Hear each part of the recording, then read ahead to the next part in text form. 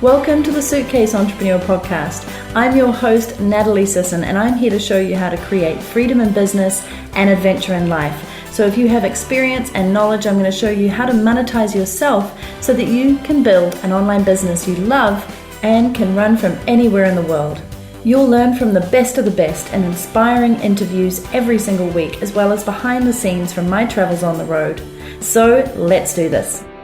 So if you're currently in a job and maybe it's not quite working out for you the way you want, then this episode I talked to Tamara Thorpe all about taking that job that maybe people don't want and turning it into something people could not have expected it to be.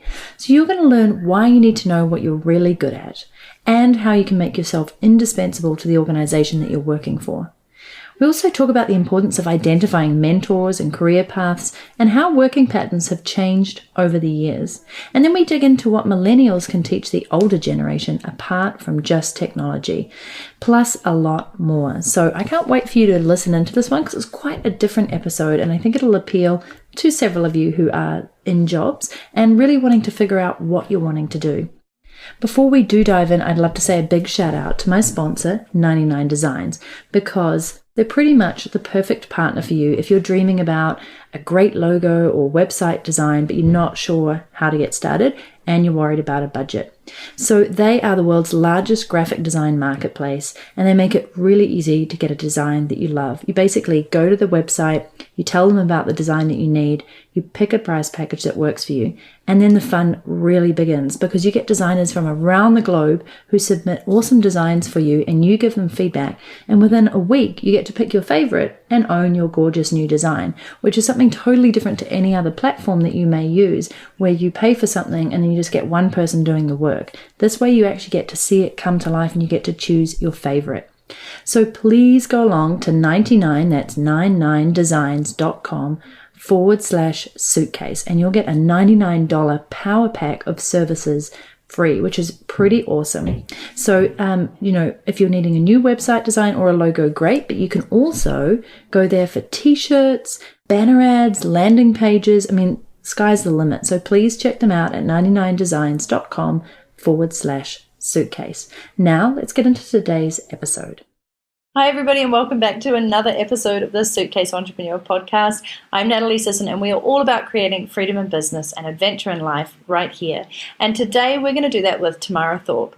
And I'm excited about this because Tamara has a really interesting background and now deals with millennials who she mentors and helps you to really gain a legacy on what you're doing in life. So I think it's going to be awesome to dip into that and also her story and leave you with some awesome action points today that you can consider. So welcome along, Tamara. Hi, Natalie. Thank you. So you've got a really fascinating background, and I know you've had lots of your own experiences in life that have brought you to doing your millennial mentoring and your leadership training and all those good things we'll dive into. But do you just want to give people a bit of a background on who you are and how you've got to where you are today? Well, certainly. I grew up in Los Angeles, right in the city center of Los Angeles. So I had a really interesting childhood in that it was very urban and very dynamic. But I also had a parent who was very passionate about me seeing the world. And so my mother created a lot of opportunities for me to experience life outside of Los Angeles. And so from a very young age, I started spending my summers away at adventure camps and learning to backpack and kayak and do lots of things that a lot of kids growing up in the city don't have the opportunity to do. But of course, as I got older, going to camp wasn't as cool as it used to be. And so I had my first opportunity to travel abroad when I was 16 with a high school exchange program. And I got to go to Spain. And it's, I think, is a very sort of decisive time in my life because it had such an impact on me and my understanding of who I was as a person and who I was as an American. A mixed race person, and growing up in the 70s with a black parent and a white parent was unusual. Now it's far more common, but in the 70s it was not common. And when I traveled abroad, it was really the first time in my life where I had a really distinct experience of feeling American. And it really helped me sort of start to really think about my own identity and what that meant in terms of both my race, my culture, and my nationality. And while I was there in Spain, in addition to learning the language and learning about the culture and having lots and lots of new experiences, it became really clear to me that this was an experience I wanted to have over and over again. And so one day while I was there in Spain, I was sitting with my English teacher who was, chaperoning the trip. And I asked her, what could I do for a living so that I could do this for the rest of my life? I loved it. Yeah, and I remember that moment quite distinctly. And she said to me then, well, if you taught English as a second language, you could, travel around the world. And so that day on that beach in Spain, I set a course that I spent the next, 10 to 15 years following. I went back to and finished high school, and I did my undergraduate degree in linguistics with a specialization to teach English as a foreign language, and ended up spending a year teaching in Seoul, South Korea, which was another life-changing experience. And that really started my career in international education and training. That really is the start of how I got to where I am now. I love that. And it's even more appropriate given that I'm doing this recording from Barcelona in Spain, and we had a little Spanish chat earlier. So very impressed. So I love that you just sought out the answer of how can I do this and do more of this, and then created this path for yourself. So strike forward to now. How have you utilized all that travel and all the culture and the exposure to it and the languages and, teaching in some super cool places around the world into a business? Well, it has certainly been a journey. And when I talk to people about starting their own business or being an entrepreneur, right, there's no end point. I really, for me, don't see this coming to an end. It just continues to evolve, just as my career did. So I was a traditional ESL teacher teaching in a classroom. I was teaching in a university-based program in San Diego, California. And I found over time that the classroom was really restricting my ability to get into culture and to sort of learn and grow more. Mm-hmm. And so I slowly started creating opportunities for me at my school to teach culture and to teach, work with our international students around their own cultural adjustment. Mm-hmm. And I ended up also starting a mentoring program for new incoming teachers. And so as this started to evolve, I really found that I had this niche for training and mentoring. And I was able to move myself completely out of the classroom and eventually left the academic environment and started working for a cultural exchange program. And so I worked for a variety of nonprofit cultural exchange programs that were really about facilitating the opportunity for other people. And so that people from all over the world could have the same experience that I had had. And by virtue of doing that, it allowed me to continue to travel and build international friendships and relationships. And that has really been the focus of my work. So when I had an opportunity to live abroad again, my husband and I moved to Canada. And I spent 6 years there, and I went back to school and did my master's degree in leadership and training because I believe that there is a very strong connection between cross-cultural and intercultural skills and leadership development. And that really was the focus of my master's research and really is the sort of foundation for the work that I've done, that through these international and intercultural experiences, we develop a set of skills that really facilitate us to be agents of change and global leaders.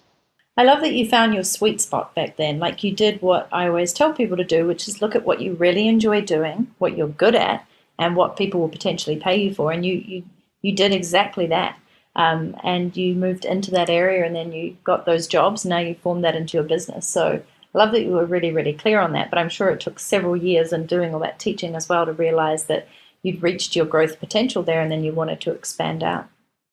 Most certainly, and part of that was being willing to experiment. So I tell lots of people, one of the things that, just because, your job has a title doesn't mean that that's all that you can do. And so I encourage people that when you get into an organization, if you find that there are opportunities for you to experiment or challenge yourself, taking on a new task, a new project, a new role, that really allows you to kind of look at different strengths that you may have that you were unaware of. I mean, for me, when I started coordinating short-term programs for international students, I had no idea that I was really good at coordinating projects. It hadn't occurred to me that that was something I would be good at. But I figured I'm kind of detail-oriented, and I really don't know much about budgets, but I could probably learn that. And so it has continually been, and then most certainly as an entrepreneur, you wear lots of different hats on different days. And so having a broad skill set and knowing which ones are things you could be really passionate about and knowing which ones you should probably pay someone else to do, I think is a really crucial part of the journey. So for those people listening, I mean, you gave a little bit of an example of how you transitioned from the teaching roles into that, but it'd be great for people to hear the steps you took, I guess, to do that, because I'm sure a lot of people are listening who either are in jobs but want to go into a different area, but they don't really feel they have the skills. How are they going to sell themselves in? Or people who have businesses or freelance careers and they're wanting to expand on, but they're not sure how they can kind of, be credible in a space where maybe they don't have all the expertise yet. So it sounds like, you literally threw yourself in the deep end and went, yeah, I'm just going to figure this out and do this. But initially, before you even did that, you must have sold yourself in to say, hey, I can do this job. Or did you actually did you create a job around your skill set? I've done it different ways. So initially, when I was teaching, some of the roles just made sense, but it's this sounds strange, but the opportunities to coordinate projects within that organization really weren't seen as glamorous jobs. And so I encourage people sometimes to do the jobs that other people aren't willing to do, because in the time that I was there, these short-term project coordinator jobs were kind of things they gave to part-time instructors, and they kind of passed these jobs off. And by the time I finished, I was with the organization, with the school for 5 years. And I think one of the things that I was able to do quite successfully is change the mindset within the organization about those roles. And so that becoming a project coordinator actually became a more coveted position. So I always tell people, take the jobs that people don't want and turn it into something people could not have ever expected it to be. Yeah, I love that. That's awesome. There you go. Create your perfect job and look for the opportunities and solutions that you can provide. Absolutely. And later on, I had another opportunity to take on and become a specialist in an area that no one wanted to be a specialist in. So the organization needed it, and I was willing to do the training and education to do it. And then again, one of the things I encourage people to do is it sort of made me an invaluable resource within the organization. So I always tell people to find a niche and find an expertise that makes you a more valuable asset to an organization. Very, very true. Love it. Thank you for that. Thanks for sharing as well. So take us through, I guess, some of the fun challenges that you've had in building this business now. I mean, I know you have two, so maybe you can just sort of explain them to people, how you've gone about seeing that there's a need in other areas now. So your millennial mentoring and then your work at Tamara Thorpe. Yeah, it'd be really good to know about that, and then how you're going to juggle the two. Well, my goal is to merge my businesses. In 2006 I launched T&T Development, which was an intercultural and leadership training and consulting business. And I've been working primarily in the education and nonprofit sector. And part of the reason why I chose that sector was that was where I had come from. I understood how schools and education systems worked and nonprofits as well. And I also felt very drawn to work with schools and organizations that were servicing young people because I certainly had a passion of working with young people. So I've been doing that since 2006.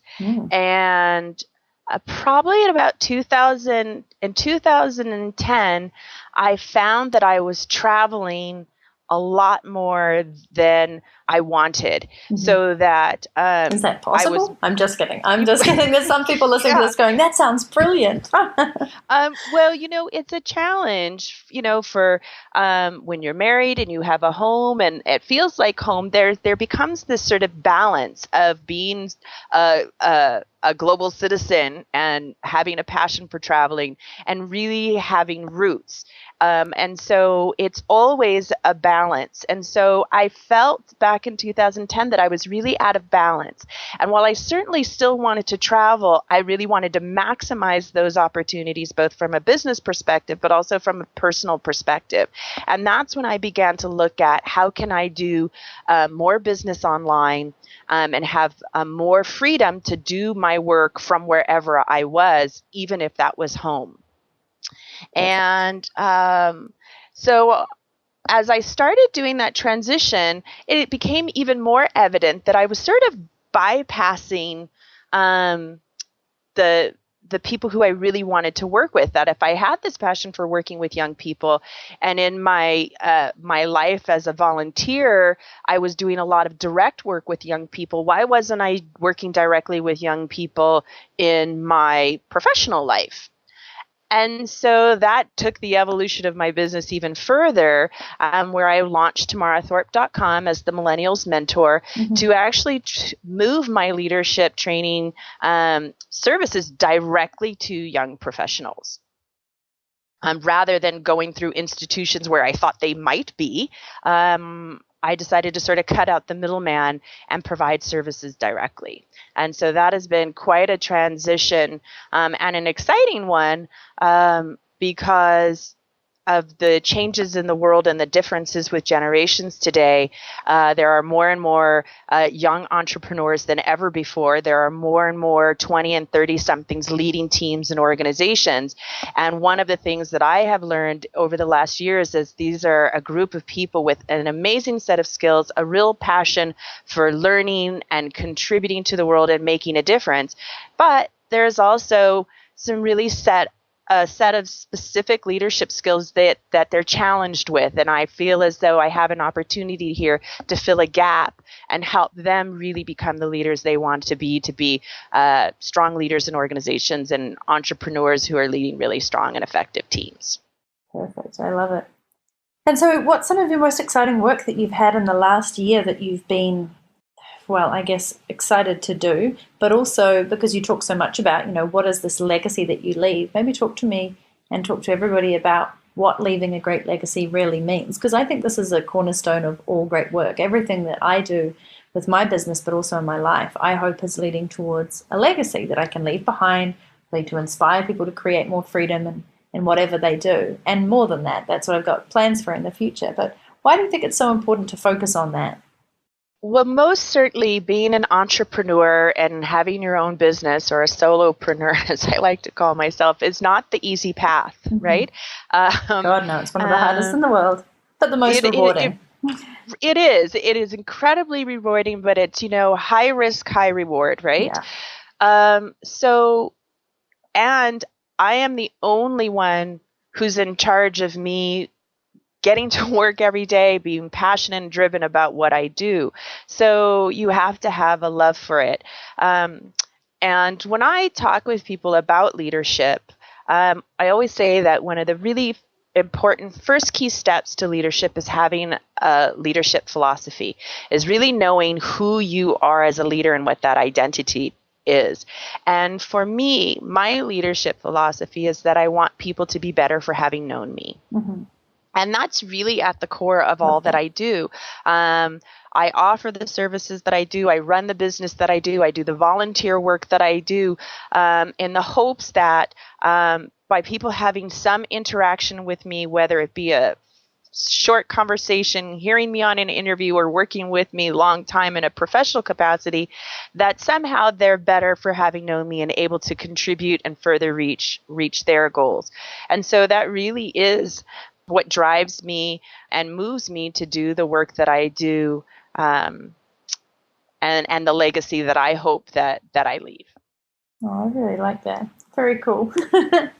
What do you see with the young millennials, I guess, these days? What are the challenges and the differences for them compared to, God, I was about to say people of our generation, which makes us sound old, which I know we're not. But what are some of the amazing, I guess, opportunities they're getting to face, but also some of the challenges? It's a world that I can see, and I definitely interact with people in it, but I'm sure there's a ton of stuff that I don't even see happening to them that I couldn't even relate to.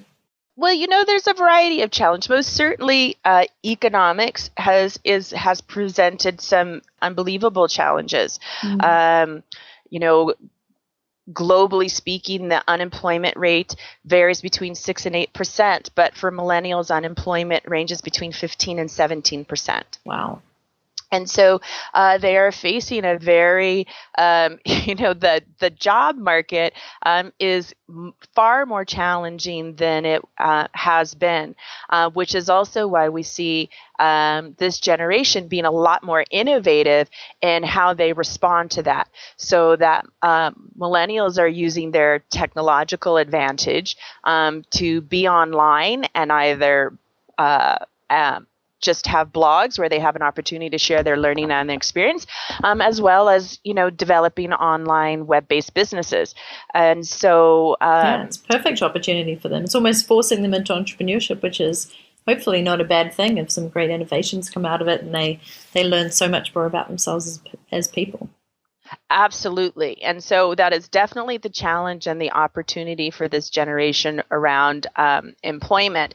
I think that there are also lots of millennials who I work with who are going into traditional careers and struggling with career path and trying to how to identify mentors and work with mentors. And so one of the gaps that I also see is the generation gaps in the workplace that they're facing. For the first time in history, there are 4 generations in the workplace, because the traditionalists and the baby boomers have not retired because of the recession. Right. And so organizations, absolutely. So they're working longer. So now organizations are trying to figure out, how do we get these 4 generation groups to understand and work together? And then that becomes a challenge because every generation there are differences, that really shape a generation. And the gap between traditionalists and millennials is huge. And so it becomes, sometimes there's conflict in, work-life balance understanding. And, millennials have perfected the work-life balance. These are people who are really excited about having professional careers and being passionate about their work, but understand that that's not their entire life and that there's a way to have balance. And so for the traditionalists and baby boomers who grew, or the workaholic generation, they just don't understand it, right? Like, why wouldn't you work an 80-hour work week? How does that not make sense that you would sacrifice your health and your happiness for a job?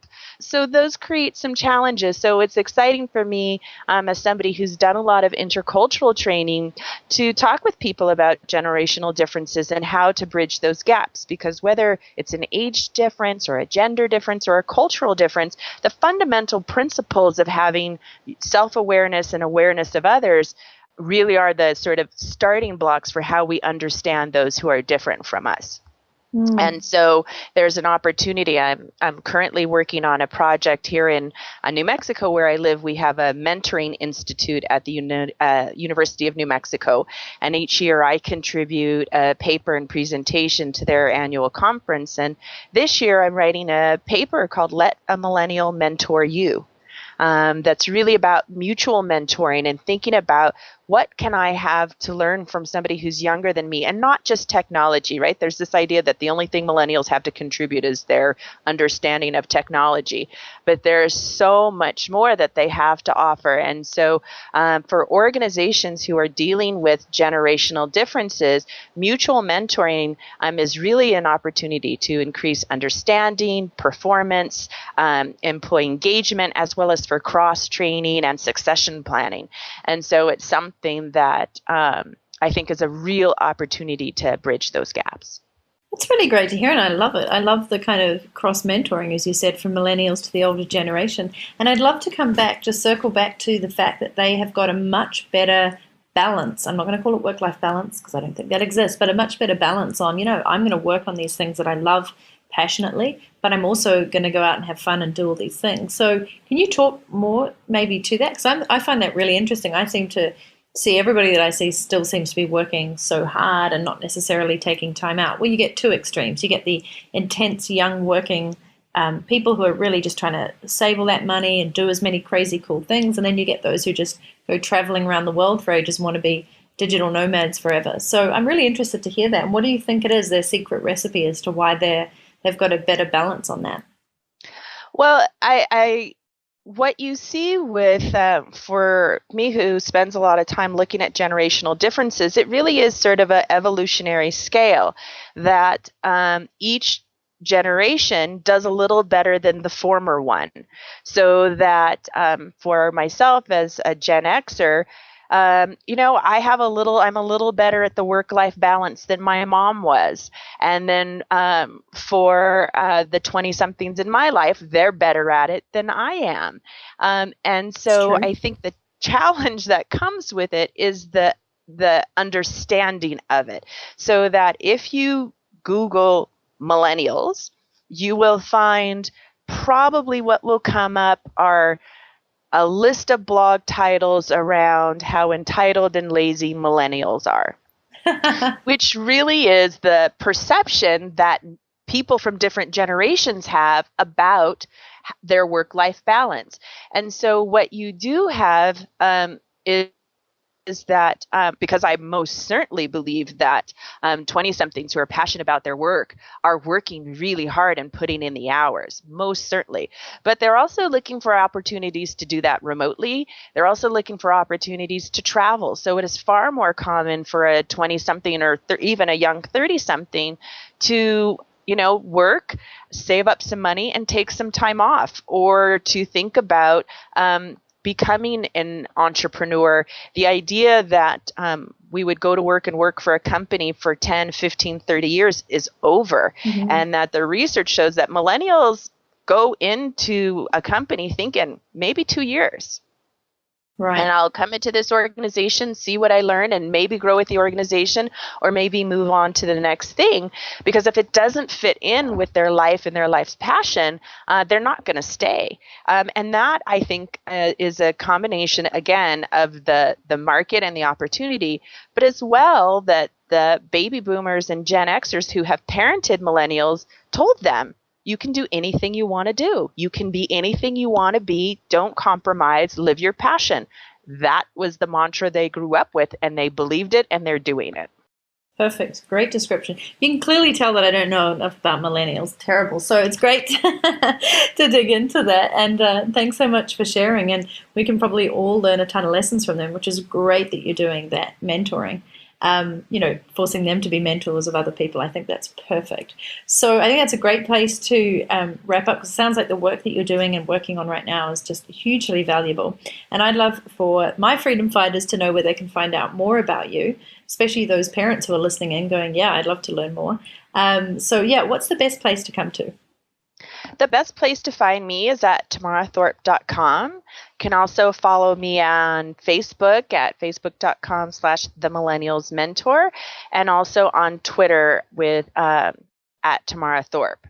And my goal there is to make sure that millennials have the information that they need to be the leaders they want to be. So Perfect. That's where you'll find me. Thank you. And thank you so much for sharing this. I think it's been really insightful and a slightly different topic. And I hope that people are really enjoying this with the theme of location independence and freedom-based businesses and travel and culture and that whole intersection that we've been talking about on the podcast over the last couple of months. So thank you once again for your time and energy.